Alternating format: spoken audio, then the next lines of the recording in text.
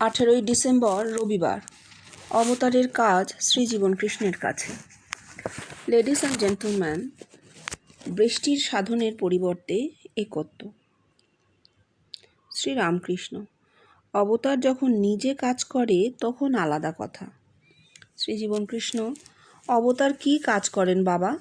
মৃদু মৃদু হাসতে হাসতে, হ্যাঁ বাবা, মালসা ভোগ।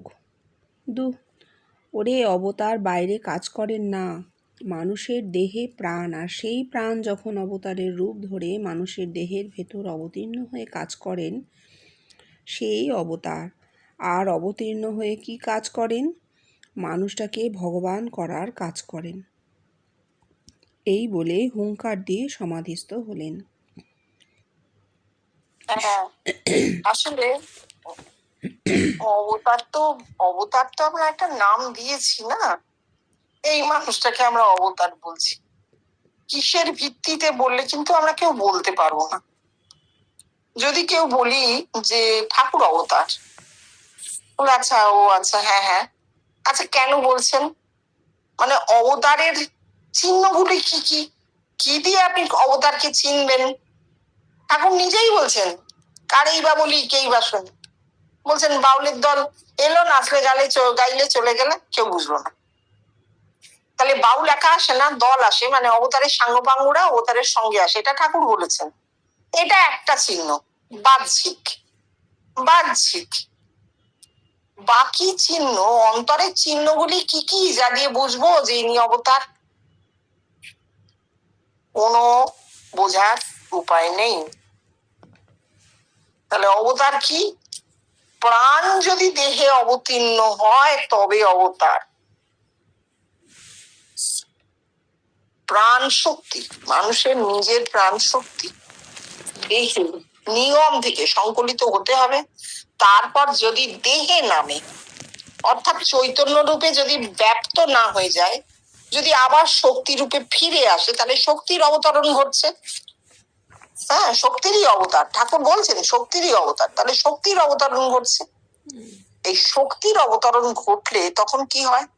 ওই অতখানি সংকলিত শক্তি, চণ্ডীদাস বলছেন কোটি দেশে কোটি পদ্ম, মানে এত বড় আধার হয়ে যায়, আধারটা এত বড় হয়ে যায়। তুমি খালি ভাবো যে একটা 10 ইঞ্চি ডায়ামিটারের পাইপ দিয়ে জল উঠছে, আবার জলটা যখন নামছে তখন 10টা কিন্তু হয়ে যাচ্ছে কোটি, 1 কোটি ডায়ামিটার। মানে কল্পনাতে আনা যাবে? কল্পনা করতে পারবো আমরা? কল্পনাও করতে পারবো না। 1 কোটি ডায়ামিটারের নল আমরা তো দেখিনি। মানে বড় বড় যে কারখানা আছে যেখানে জলের প্রচুর প্রয়োজন হয়, ঠান্ডা করতে হয় বয়লার, মুক্ত সুপ, সেখানেও আমরা 1 কোটি ডায়ামিটার আমরা দেখিনি। 1 কোটি ইঞ্চি ডায়ামিটারের একটা বিরাট নল হবে, সে তো মানে গোটা শহর ঢুকে যাবে, তাই না? এত বড় আধারটা এত বড় হয়ে যায় যদি তুমি স্পেশালি ভাবো, মানে স্পেস দিয়ে যদি ভাবো। এবার তুমি যদি শক্তি দিয়ে ভাবো তাহলেও তোমাকে স্পেস ভাবতেই হবে, কারণ শরীরটা তো স্পেস অকুপাই করেই থাকে। আধারটা এত দূর আধার শক্তি সম্পন্ন হতে হবে, তবে অবতরণ। তাই জন্যই অবতার হয় না সকলে, যুগে একজন হলেন। কতদিন পর ঠাকুর, 500 বছর পর ঠাকুর এলেন। এই অবতীর্ণ শক্তির কাজ কি? ভগবানে পরিণত হওয়া, মানুষটাকে ভগবান করা। মানুষকে ভগবান করা নয়, কিন্তু মানুষকে বললে মনুষ্য জাতি বোঝাবে।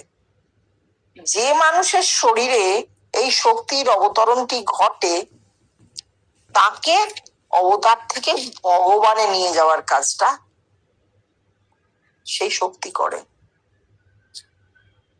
ভগবানত্ব দান করে। ভগবান দর্শন কিন্তু ভগবানত্ব নয়, ভগবান দর্শনের পর অবতরণ। সেই চৈতন্য শক্তির অবতরণের পর মানুষটা কি করে? আত্মার মধ্যে জগৎ দর্শন হয়, ভগবানত্ব। ভগবানের চিহ্ন আছে, শাস্ত্রে বলা আছে, ষড়ৈশ্বর্যপূর্ণ 6টি ঐশ্বর্য আছে ভগবানের। হ্যাঁ, যশ, শ্রী, এরকম কি কি সব, যাই হোক আমার মনে নেই। এবার আমরা যদি শাস্ত্র ছেড়ে ভগবানের ঐশ্বর্য ভাবি, তাহলে কি ভাববো? ভগবানের ঐশ্বর্য কি?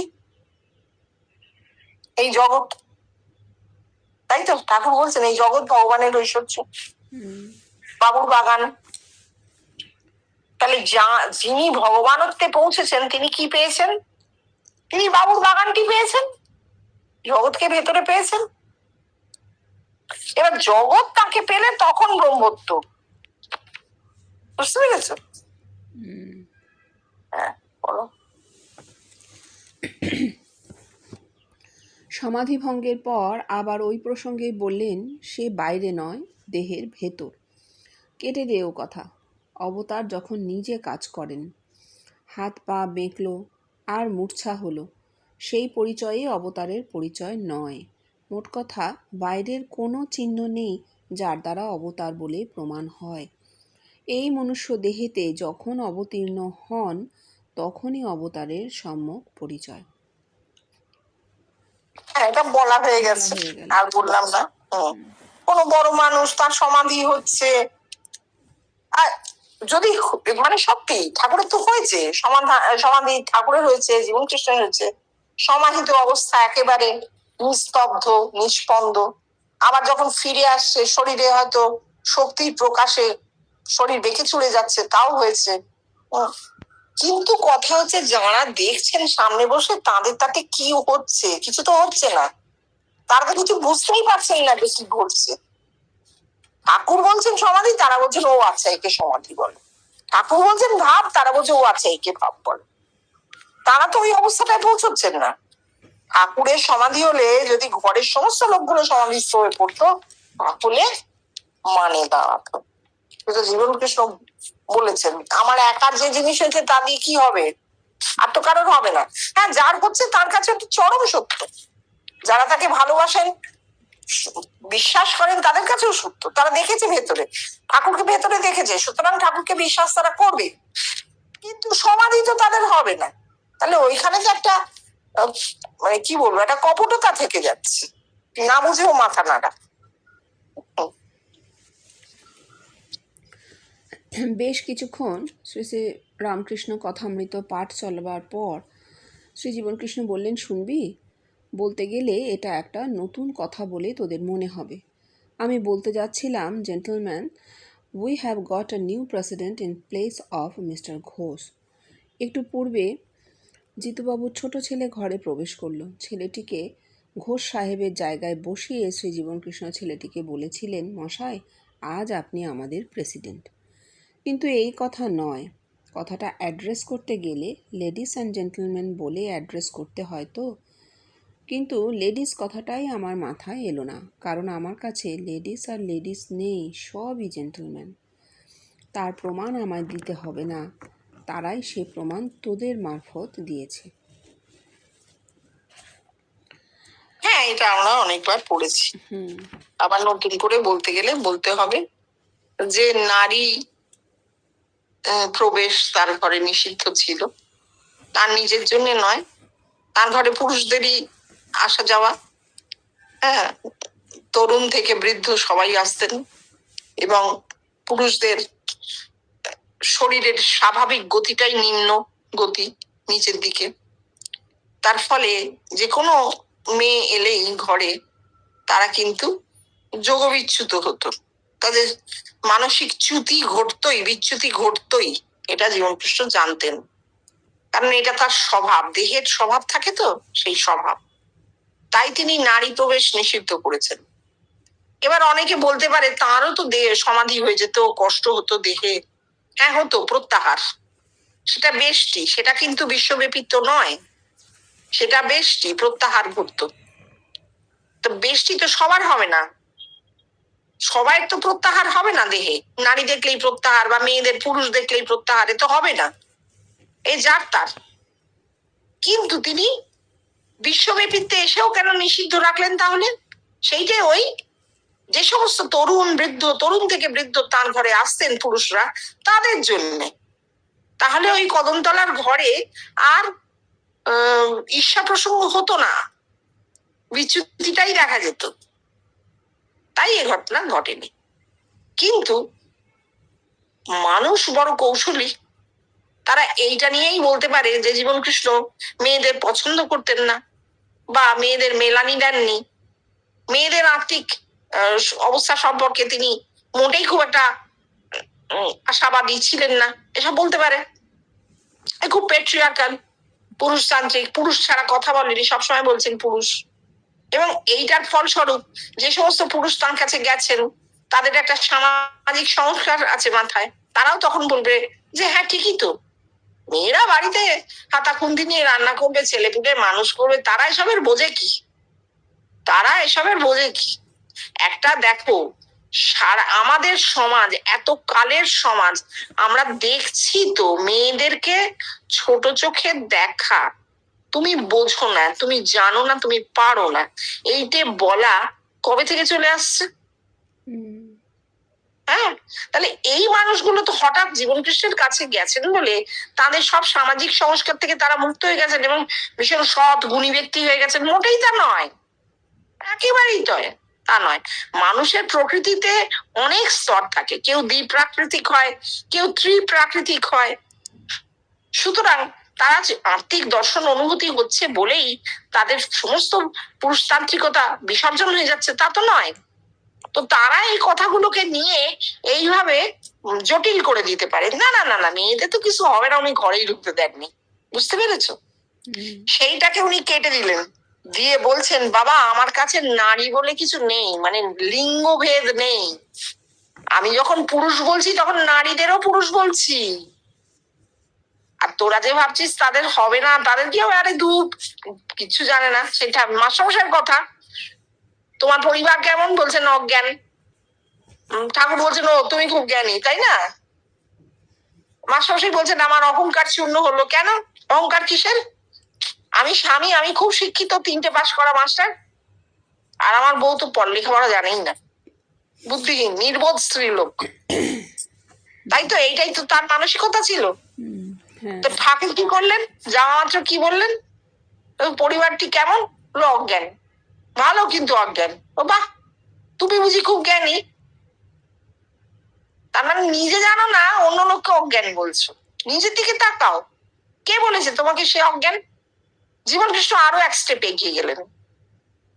ভদ্রলোকেরা আসছেন যাচ্ছেন, আসছেন যাচ্ছেন, আসতে যেতে উদ্দীপন, সোজা কথা, আসতে যেতে উদ্দীপন, দেখছেন না কিছুই, দুঃখ হচ্ছে, দেখছি না দেখছি না। হঠাৎ ঘরের বউটি বলে বসলো, আচ্ছা তুমি যে ওই অমুকের কাছে যাও, তাকে কি এরকম এরকম দেখতে? হ্যাঁ, তুমি কি করে জানলে? তোমায় তো আমি কখনো বলিনি আমি কোথায় যাই। বলে হ্যাঁ, আমার আগে চিন্তা হতো জানো, তুমি সন্ধ্যাবেলা কোথায় যাও। তারপর দেখতাম না তুমি বেশ শান্তভাবেই ফিরে আসো, অন্য কিছু করো টরো না, শুনলামও তুমি একটা কোথায় যাও। ও হঠাৎ কাল রাতে স্বপ্ন দেখছি এরকম একজন বসে আছেন, আর তোমরা সব ঘরে বসে আছো, তিনি ধর্ম কথা বলছেন, ঠাকুরের কথা বলছেন, পরমশদেবের কথা বলছেন। তো আরেকজন আমাকে বললো এই সেই লোক যার কাছে তোর স্বামী যায়। তাই জিজ্ঞেস করছি।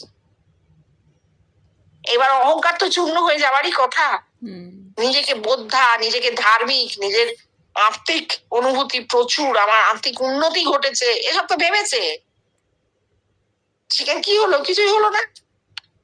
বউ কিছুই করে না, ধর্ম কথা শুনতেও যায় না, পাঠও শুনতে যায় না, কথাবলিতে ব্যাখ্যাও জানে না, কিছু জানে না, ঘরে হাতা খুনতেই নাড়ি, ছেলে পুলেই মানুষ করে। সে দেখে ফেলল। এই হচ্ছে জীবন কৃষ্ণের দান, আমাদেরকে দান করেছেন। বিদ্যাসাগর যদি মেয়েদেরকে বাইরে যে বিদ্যার আলোটি দিয়ে থাকেন, 19 শতকের মেয়েরা বিদ্যাসাগরের দৌলতে যখন বর্ণ পরিচয় হলো এবং জ্ঞানের আলো বাইরে থেকে পেলেন, ঠিক সেই রকম জীবন কৃষ্ণ মেয়েদের ভেতরে জ্ঞানের আলোটা দিয়ে দিয়েছিলেন নিজের অজ্ঞাত সারে। তিনি তো কাউকে এই দিচ্ছি নেই সচেতনে কিছু করেননি, তার দ্বারা মেয়েদের ভেতরটা আলোকিত হয়ে গিয়েছিল। পুরুষরা জানতে পারেননি, পুরুষরা জানতে পারেননি, এখনো পুরুষদের সে অহংকার যায়নি।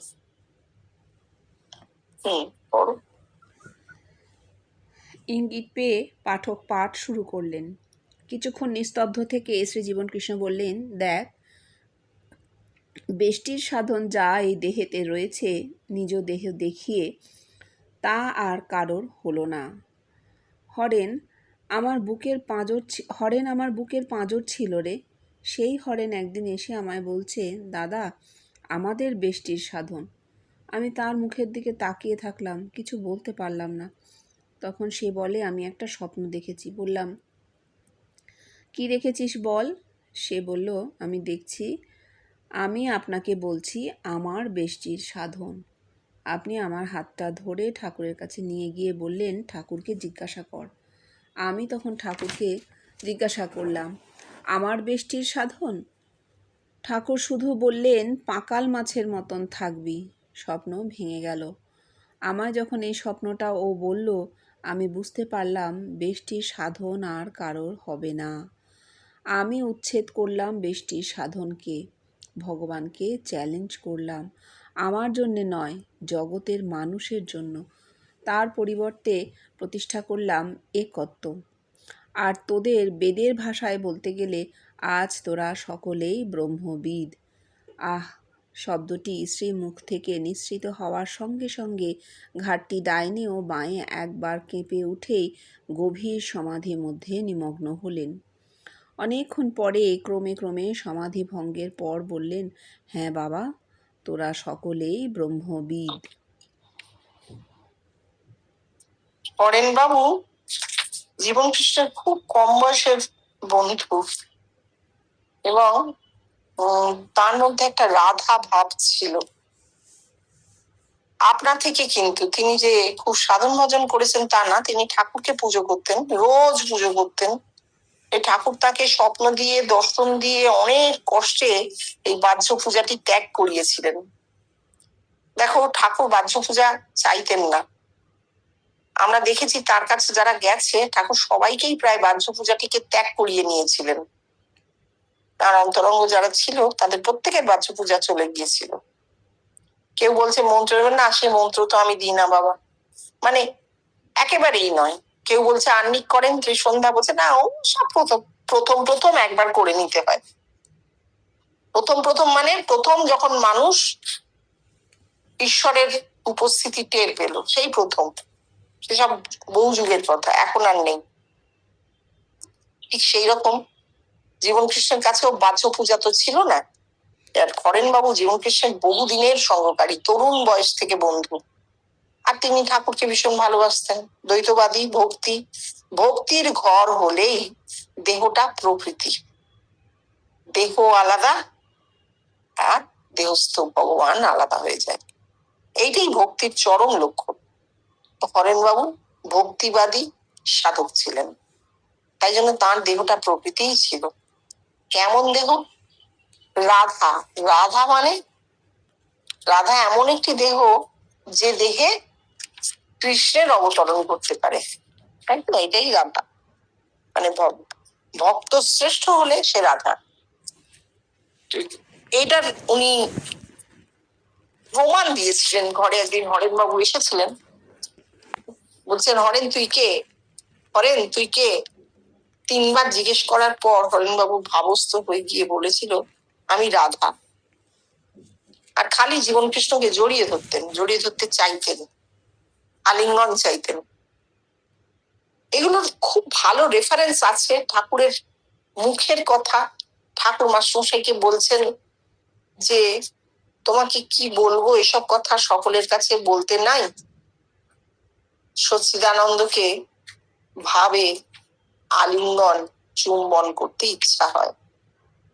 পুরুষ, আমি প্রকৃতি, আমি প্রকৃতি হয়ে তাকে, ঠাকুর একটা মানে অদ্ভুত পুরুষ, সেই তিনি বলছেন। বুঝতে পেরেছ?